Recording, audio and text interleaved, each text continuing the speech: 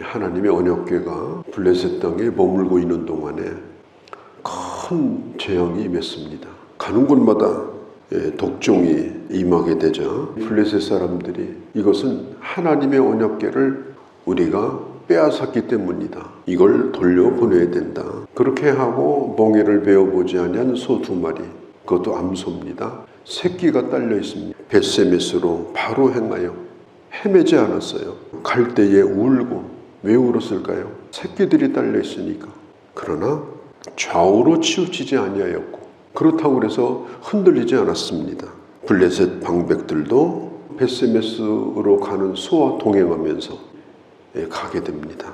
이것은 가능하지 않은 얘기죠. 방향을 가르쳐 준 것도 아니에요. 누가 등을 떠민 것도 아니고 끌고 간 것도 아니고, 거기다가 이 소는 이 모성애가 아주 강한 짐승이거든요. 그런데 벳세메스까지 가게 된 거예요. 누가 끌고 갔을까요? 하나님이 끌고 가신 거죠. 하나님이 이 소를 끌고 벳세메스까지 갔기 때문에 이게 가능한 것입니다. 이 짐승들의 순종을 보면서도 우리가 참 감동을 받는데, 하나님의 형상으로 지음을 받고 그 아들로 말미암아 구원을 받은 하나님의 사람들이 아름답게 순종하는 모습은 하나님 보시기에 참 얼마나 아름다운 모습입니까? 보기에도 좋고, 그리고 하나님께 영광이 되어지고, 우리가 주님을 따르면서 우리도 참 이런 길을 가야 되겠다. 인정에 끌리고, 내 생각에 끌리고, 내 경험에 끌리고, 내 의지에 끌려서 우리가 흔들리고 잘못 가는 그런 사람들이 얼마나 많습니까?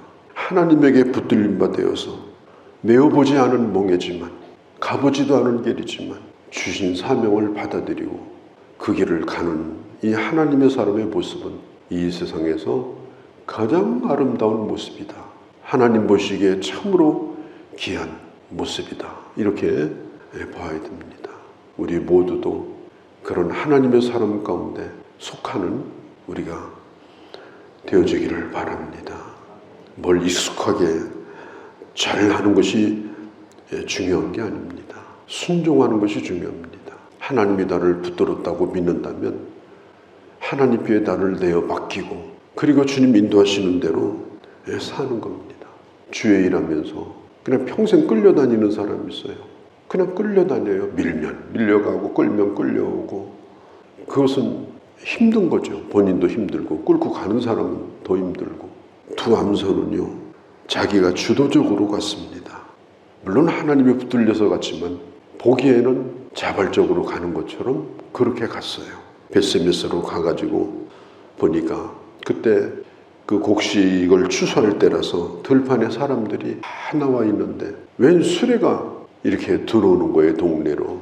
그게 뭔가 봤더니 하나님의 언약궤입니다. 온 벳세메스 사람들이 기뻐합니다. 13절, 14절.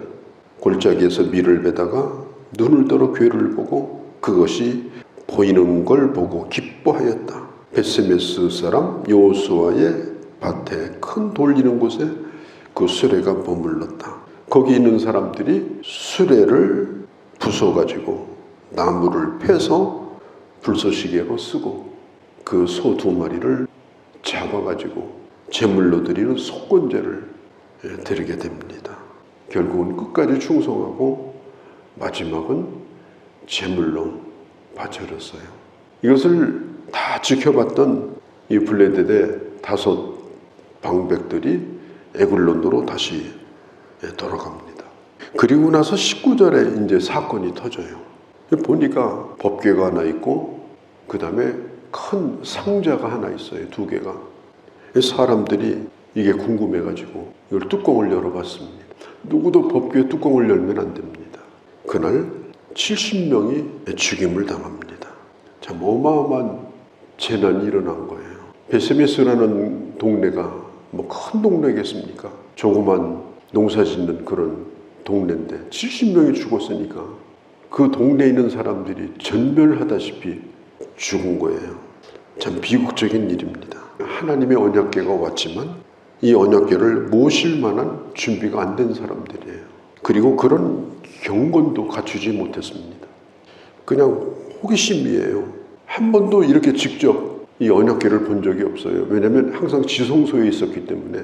그런데 진짜로 이 언약궤를 본 겁니다. 그러니까 또 호기심이 생긴 거예요. 이 안에 뭐가 있을까? 그걸 확인해 보려고 여는 순간 신성모독죄가 된 거예요. 참 신기하죠. 조금 아까 하나님 앞에 짐승을 잡아서 하나님을 예배한 사람들이에요. 그리고 나서 금세 또 신성모독죄로 죽음을 당해요.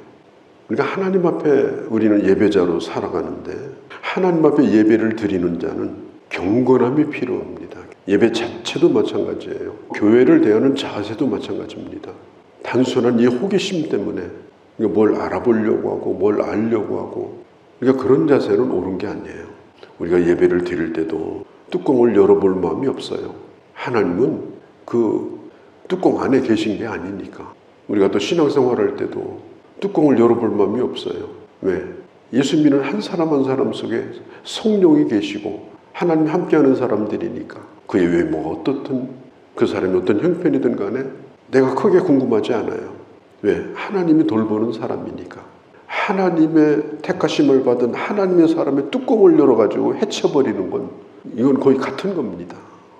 하나님의 사람을 대할 때도 존귀히 대하고 그의 모든 것을 지켜주고 덮어주고 끄집어내는 자가 아니라 몰라도 되니까 덮고 사는 거, 그게 중요한 거예요.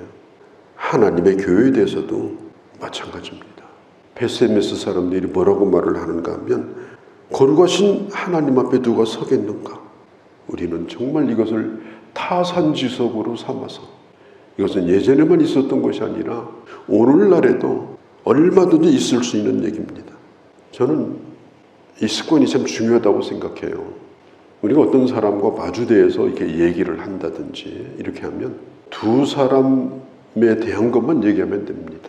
나는 내 얘기를 하면 되고 또 상대방도 자기 얘기를 하면 돼요. 자기가 누구인지는 절대 말하지 않아요. 다른 사람 얘기를 해요. 자기 얘기를 하면 되잖아요. 그리고 나를 위해 기도해 달라든지 내 형편이 이러니까, 아니면 내가 받은 은혜를 말한다든지. 근데 남 얘기를 해요. 이것은 별로 좋은 습관이 아닙니다. 서로 간에 얘기를 해야 서로 교제가 깊어지는 거예요. 그래야 서로 인격적인 교제가 깊어집니다. 본인이 말하기 전까지는 묻지 말라. 그리고 따지지도 말라. 저도 오랫동안 목회하면서 많은 사람 만나지만 우리 목사님들에 대해서는 그분이 말한 것 외에는 제가 아는 게 별로 없습니다. 그리고 그분에 대하여 다른 사람의 한 얘기에 대해서는 저는 별 관심이 없습니다. 뭐 그분이 그랬대 어땠대, 그건 자기 입장이지. 그 사람으로부터 들은 얘기가 아니면 저는 다른 사람이 하는 얘기는 별로 중요하게 생각하지 않습니다. 자꾸 얘기하면 저는 대놓고 얘기합니다. 왜 그 얘기를 하십니까? 왜 나에게 그 얘기를 하십니까? 내가 하나님의 사람으로 단순하게 살아야 돼요. 내가 아는 사람은 내가 그냥 알고, 그리고 나는 하나님과 관계 속에서 내 심령을 단순하게 또 단순하게 만들어서 하나님만 바라보고 살도록 해야 됩니다. 그래서 저는 많은 사람을 만나지만 이렇게 복잡하게 이렇게 얽혀가지고 뭐 누구는 이랬대 저랬대 이렇게 하는 것에 대해서는 별 관심이 없어요. 내가 가까이 하는 사람들은 나의 얘기를 합니다. 내가 어떻게 살았고 내 부족한 것이 어떻고 또 내가 할 수 있는 일이 뭔지 이런 것들을 얘기를 해요. 5분만 얘기하면 깊어져요. 금세. 10분만 얘기하면 친구가 돼버려요. 인격적인 교제가 가능해요. 그래서 이게 아주 중요합니다. 우리 한국 사람들은 아주 오랫동안 이게 습관에 젖어가지고 모에 앉으면 뒷담화하는 거, 모에 앉으면 누구 하나 놓고 그냥 그 사람을 돌려가면서 말하는 거, 이건 이제 그만해야 돼요. 우리가 다른 사람을 양육하고 다른 사람을 잘 세워가는 것도 내 신앙을 고백해서 세우는 거잖아요. 다른 사람 얘기해서 그 사람 영혼 못 세웁니다. 양육 안 됩니다. 내 간증, 내가 하나님과 함께한 내 삶의 스토리, 내가 줄 수 있는 영적인 내 안에 있는 하나님의 은혜, 이런 것들을 내가 줄 수 있어야 이게 양육을 해요. 그래야 소그룹도 인도할 수가 있고 전도해서 세울 수가 있는 거예요. 민수기 4장에 보면 성물을 만지지 말라. 민수기 4장에 보면 20절에 성소를 들여다보지 말라. 휙 열어가지고 들여다보고 그렇게 하지 말라. 그러면 죽음을 당할 것이다. 성경은 분명히 말합니다. 신명기서 29장 29절에 이렇게 말해요. 오묘한 이 일은 하나님께 속해 있다. 하나님은 오묘하신 분입니다. 정말 오묘하신 분이에요. 우리가 하나님을 다 알 수가 없어요. 하나님께서 계시해 준 만큼만 압니다. 그래서 성경이 가는 데까지만 가는 거예요. 성경이 그만 말하면 나도 그만 말해요. 그게 우리가 가지고 있는 신앙입니다. 언제 오실지 주님은 말씀하지 않았고 주님은 묻는 자들에게도 말씀해 주지 않았어요. 그러니까 1992년도에 이 종말론 파동 때 이 한국교회가 어마어마한 충격을 받았습니다. 거기에 휩쓸려가지고 그대로 이 한국교회가 내리막길을 걷기 시작했어요.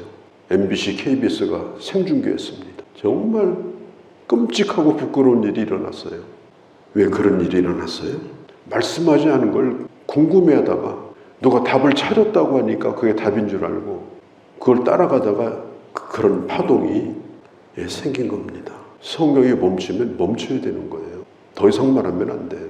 우리는 삼일체 하나님을 믿습니다. 그러나 삼일체를 설명을 하라고 하면 어떤 신학자도 삼일체를 충분히 설명할 수 있는 실력을 가진 사람이 없습니다. 그러면 삼일체 하나님을 설명할 수 없다고 해서 하나님이 아니냐? 진리는 내가 충분히 설명할 수 없다 할지라도 그건 진리입니다. 모르면 모르는 대로, 설명을 못하면 못하는 대로 믿는 거예요. 하나님은 오묘하신 하나님이에요. 하나님은 신비에 속해 있는 분이에요.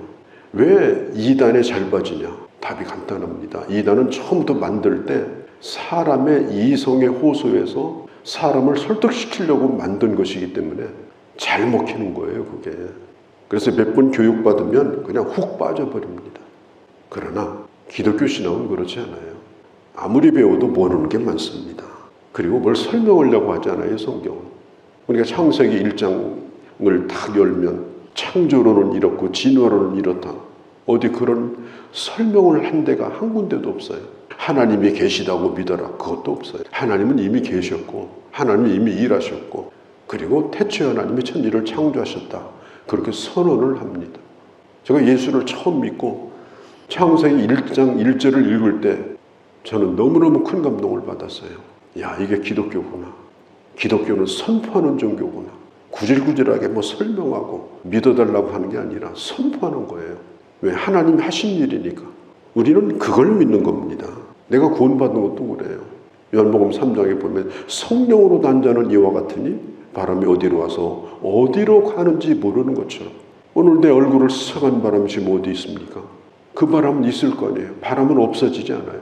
그 공기는 계속 흘러다니니까. 내가 구원받은 것도 내가 설명할 수가 없어요.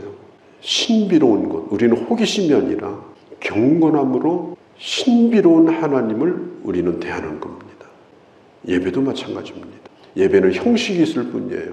뭐 묵도가 있고 찬송이 있고 그건 순서일 뿐이지 그 예배 자체가 예배의 신비를 말해주는 건 아닙니다.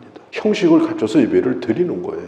이게 베세메스에서 법궤가 감당이 안 되니까 기얏 여아림이라는 곳에 그 사람들이 이 법궤를 모셔왔어요.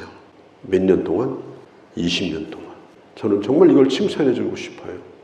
법궤가 오자마자 열어보고 죽은 사람도 있었고 20년 동안 그 법궤, 언약궤를 한 번도 열어보지 않고 그걸 잘 간직했던 사람들이 기얏 여아림. 저는 교회는 이래야 된다고 생각합니다.